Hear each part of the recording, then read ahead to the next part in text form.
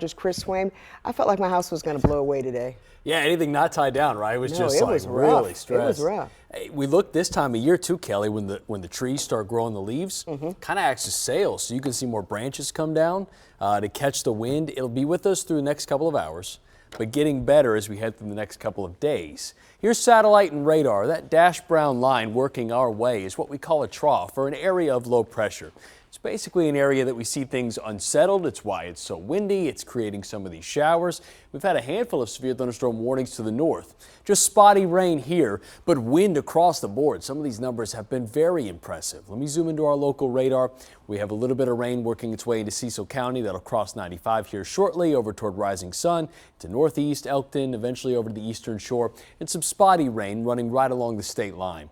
Let's look at wind gust numbers. This is the latest readings on the anemometer that come in every hour. They give us an idea of where the peak wind is. 41-mile-per-hour winds in the Inner Harbor. It's incredibly strong, near 30 in Essex and Chestertown. This is more than just a typical windy day. We have the wind advisories in effect with numbers this high. As we go through tomorrow, temperatures take a hit.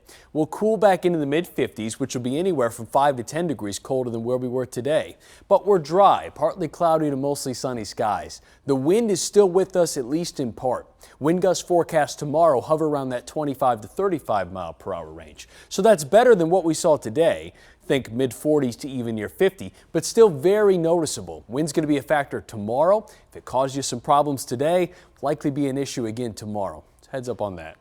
Let's go through Futurecast. Dry skies this evening and into tonight. We'll get back to starshine as we head into Wednesday morning. Temperature readings hover in the 40s. Highs capped sub 60. Couple of clouds work their way in, but dry skies. Sunshine will be a nice touch. As we go through the overnight hours, another round of clear skies, 11 p.m. Wednesday into Thursday morning. That's a recipe for some colder air. We often feel the effects of a cold front several days after it passes. That was the storms last night.